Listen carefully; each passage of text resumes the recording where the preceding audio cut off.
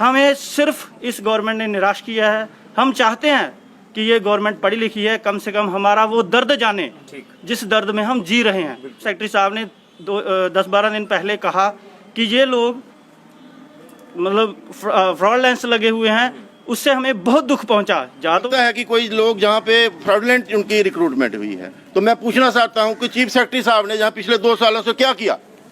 अगर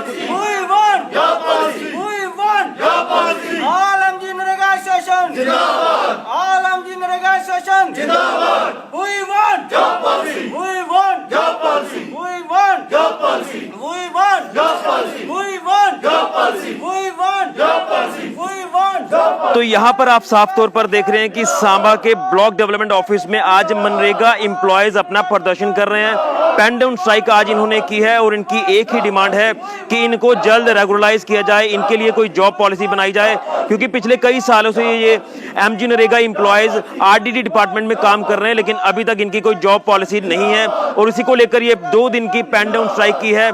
क्या इनकी डिमांड्स हैं, क्यों ये आज इतना प्रदर्शन कर रहे हैं और पूरे यूटी लेवल पर आज ये प्रदर्शन किया जा रहा है, तो मैं इन्हीं से जानने का प्रयास करूंगा। क्योंकि कहीं ना कहीं अगर मैं जम्मू कश्मीर की बात करूं तो जम्मू कश्मीर में कहीं ना कहीं प्रदर्शन का दौर जो है वो लगातार एक बार फिर से शुरू हो चुका है। जिस तरह से एक तरफ कोविड-19 का कहर चल रहा है, लेकिन दूसरी तरफ जो जेन्युइन डिमांड्स हैं वो भी कहीं ना कहीं अब उजागर होना शुरू हो चुकी हैं। तो मैं एमजी नरेगा एम्प्लॉय से जानने का प्रयास करूंगा कि क्या इनका कारण है आज प्रदर्शन करने का। तो मैं सबसे पहले आपसे जानना चाहूंगा, एमजी नरेगा एम्प्लॉयज जो आपका कहना है कि लगातार उनके साथ अनदेखी की जा रही है, उनके लिए जॉब पॉलिसी नहीं बनाई जा रही और उन्हें अभी तक एब्जॉर्ब नहीं किया जा रहा आरडीडी डिपार्टमेंट में पूरी तरह से, यानी हर तरह का काम आपके द्वारा किया जा रहा है, चाहे वो पंचायत लेवल पर हो या ब्लॉक लेवल पर हो, लेकिन आज प्रदर्शन करने की वजह मैं जानना चाहूंगा। इसकी प्रदर्शन करने की यही वजह है कि पिछले 13-14 सालों से जो हमारे लोग हैं, जो एम्प्लॉयड हैं, इसके अंदर पूरी स्टेट के अंदर लगभग 4500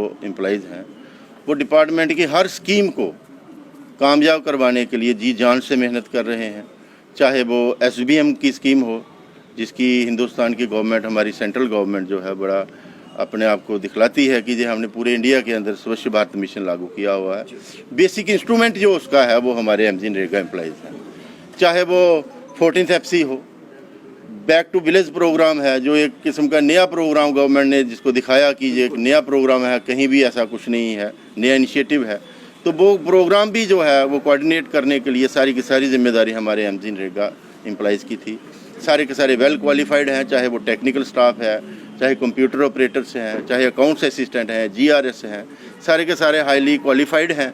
और एक पॉलिसी के तहत इनकी रिक्रूटमेंट हुई है। डिस्ट्रिक्ट लेवल की कमेटीज़ बनी थी DC के अंदर। नोटिफिकेशंस के बाद इनकी बिल्कुल प्रॉपर सिलेक्शन के बाद ये लोग यहाँ पे एडजस्ट हुए थे।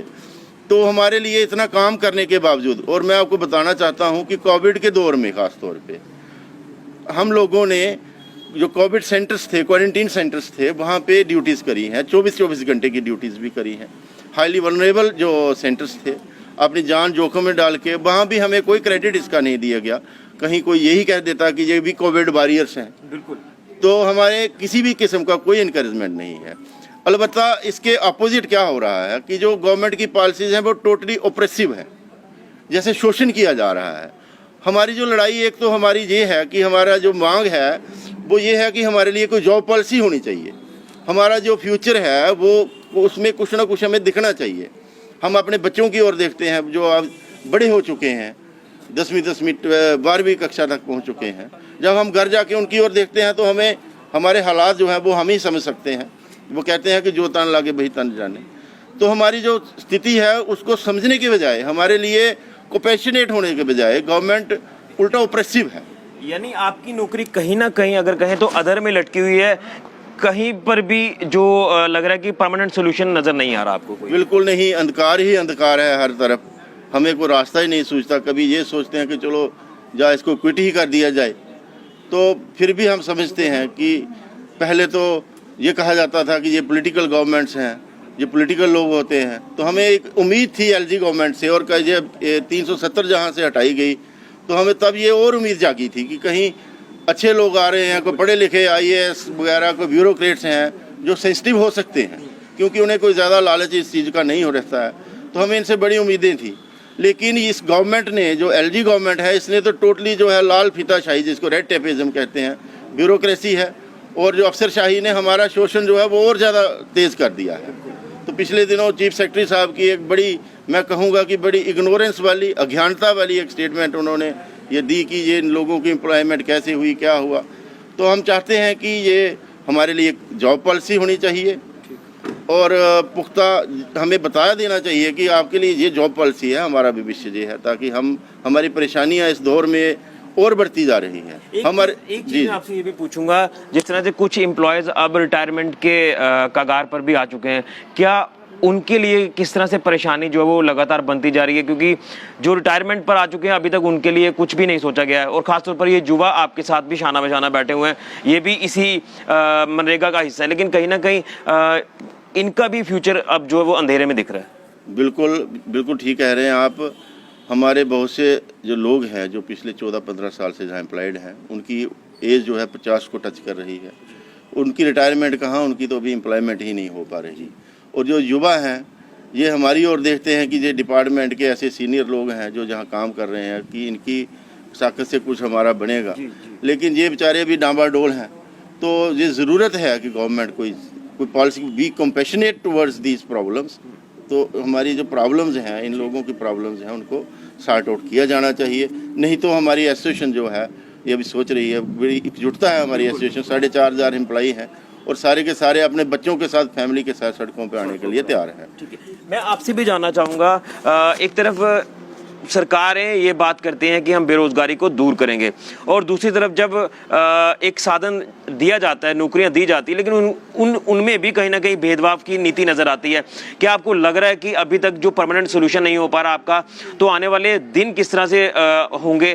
क्या आपका फ्यूचर आपको अंधकार में दिखाई दे रहा है? जी, सबसे पहले तो मैं इस चैनल का बहुत बहुत धन्यवाद करता हूँ, जो हमारी इन छोटी छोटी बातों को बड़े बड़े चैनलों में दिखाते हैं, बताते हैं, सबको बताते हैं इस बात के लिए कि इनको क्या परेशानी है।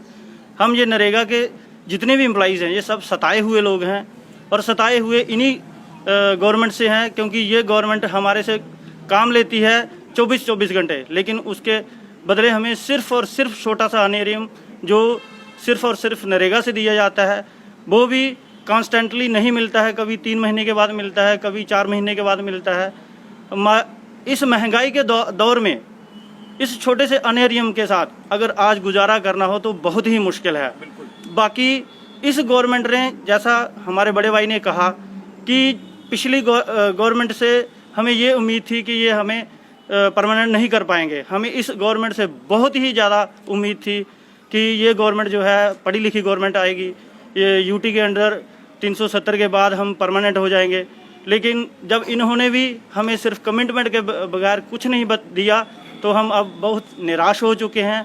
निराश होने का हमारा यही है कि 13-14 साल हो गया इस डिपार्टमेंट में हमें काम करते हुए, और आज तक जिस काम को इन्होंने कहा गया, इन पर कोई भी स्कीम, इस डिपार्टमेंट में कोई भी स्कीम लॉन्च होती है, नहीं आती है, वो सबसे पहले जो है नरेगा एम्प्लॉय जो है उसको लेके जाता है। चाहे इनके पास आज इलेक्शन अनाउंस हो जाए तो सबसे पहले नरेगा एम्प्लॉइज़ को ये इस्तेमाल किया जाता है। नरेगा एम्प्लॉइज़ वो एम्प्लॉइज़ हैं जो ग्राउंड लेवल पर डाटा कलेक्ट कर कर इनको MIS ऑपरेटर ऑनलाइन करके, जो ये बड़े बड़े डिस्ट्रिक्ट लेवल पर, स्टेट लेवल पर या कहीं लेवल पर भी अपने आप को ऊंचा दिखाते हैं, जहाँ इनको मिलता है कोई इनाम मिलता है, तो वो सिर्फ और सिर्फ हमारी बदौलत मिलता है।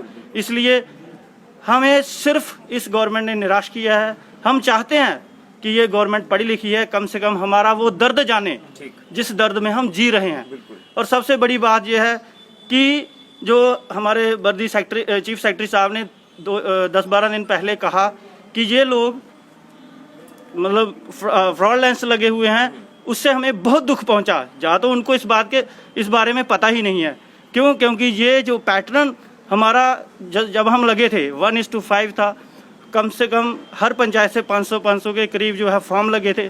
उसके बाद 1:5 जो है हमें किया गया, रेशो के अकॉर्डिंग किया गया। और उसके बाद जो टॉप लेवल का था, जैसे SSRV में पैटर्न बनता है, उसी पैटर्न से हमें डिपार्टमेंट ने काम पर लिया गया।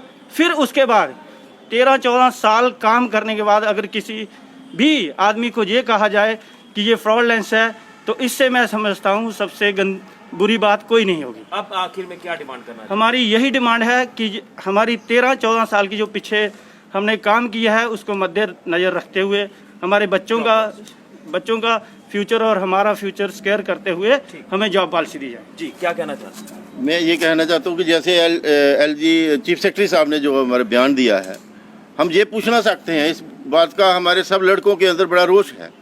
ये सिर्फ जॉब पॉलिसी की बात नहीं है, ये सेल्फ डिग्निटी की बात भी है कि अगर पिछले 2 साल से वो यहाँ बैठे, 2-2.5 साल से एलजी साहब की गवर्नमेंट है और चीफ सेक्रेटरी साहब भी यहाँ बैठे हुए हैं, अगर उन्हें लगता था क्या वो कि स्टेटस चेक कर सकते थे? अगर उनको लगता है कि कोई लोग जहाँ पे फ्रॉडलेंट उनकी रिक्रूटमेंट हुई है, तो मैं पूछना चाहता हूँ कि चीफ सेक्रेटरी साहब ने जहाँ पिछले 2 सालों से क्या किया?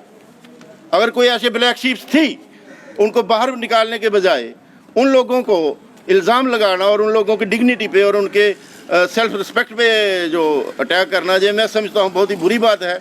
बजाय जॉब पॉलिसी बनाने के, ये तो हमारी डिग्निटी जो है, सेल्फ रिस्पेक्ट है, उस पर भी अटैक किया जा रहा है। हमें इसका खास रोष है। ठीक है, तो मैं साफ तौर पर आपको बताना चाहता हूं कि अगर बात करें तो हम कई सारे प्रदर्शन कवर करते हैं जिसमें बेरोजगारी का एक सबसे बड़ा मुद्दा होता है, लेकिन यहाँ पर जो काम कर रहे हैं इनके ऊपर ही कहीं ना कहीं आप ये कह सकते हैं कि अत्याचार में से कहूँगा, क्योंकि पिछले कई सालों से ये मनरेगा के तहत काम कर रहे हैं आरडीडी डिपार्टमेंट में, लेकिन अभी तक आरडीडी डिपार्टमेंट का इनके ऊपर ठप्पा नहीं लगा हुआ। और कहीं ना कहीं हर एक स्कीम जो है वो ग्राउंड पर उतारते हैं मनरेगा एम्प्लॉय, चाहे पंचायत लेवल पर, ब्लॉक लेवल पर, लेकिन अभी तक इनको क्रेडिट नहीं दिया गया। कोई जॉब पॉलिसी जो है वो इनके लिए नहीं बनी और जो इनको सैलरी दी जाती है वो भी परमानेंट नहीं है और मात्र सिर्फ मनरेगा स्कीम के तहत ही जो ये काम कर रहे हैं वहीं से इनको सैलरी मिलती है। आरडीडी डिपार्टमेंट का इनके ऊपर अभी तक किसी तरह का भी कोई ठप्पा नहीं लगा हुआ और यही चाहते हैं कि एक जॉब पॉलिसी बनाई जाए, क्योंकि इनके ऊपर एक तलवार लटक रही है ना। ये इनका जो फ्यूचर है वो उनको सिक्योर लग रहा है और कहीं ना कहीं अगर काम कर रहे हैं तो काम भी किस स्कीम के तहत करते हैं और किस स्कीम के तहत इनको सैलरी मिलती है। और कहीं ना कहीं अगर चीफ सेक्रेटरी साहब की भी बात करें तो उन्होंने जिस तरह से स्टेटमेंट दिया, जो इनके द्वारा कहा जा रहा है कि ये फ्रॉडलेंट तरीके से लगे हुए हैं, इनका अगर फ्यूचर सिक्योर नहीं है तो इनके परिवार का भी फ्यूचर सिक्योर नहीं है। इसलिए इनके लिए जल्द एक जॉब पॉलिसी बनाई जाए जिनके लिए ये डिमांड कर रहे हैं और इन्हें आरडीडी डिपार्टमेंट का ठप्पा लगाया जाए ताकि ये अपने आप को सिक्योर समझे। और कहीं ना कहीं कुछ इंप्लॉयज ऐसे हैं जो रिटायरमेंट की कगार पर आ चुके हैं लेकिन अभी तक उनकी भी जॉब पॉलिसी नहीं बनी, यानी कई सालों से वो इस डिपार्टमेंट में सर्व कर रहे हैं लेकिन अभी तक कोई भी इनका जो मसला है वो हल होता हुआ नहीं आ रहा, कोई भी परमानेंट सोल्यूशन इनका नहीं हो रहा। इसलिए ये पेन डाउन स्ट्राइक जो है वो 2 दिन की गई है और अगर ये मसला हल नहीं हुआ तो ये आने वाले दिनों में सड़कों पर भी आ सकते हैं अपने परिवारों को लेकर। फिलहाल के लिए ऋषि खजूरिया, जेके मीडिया के लिए।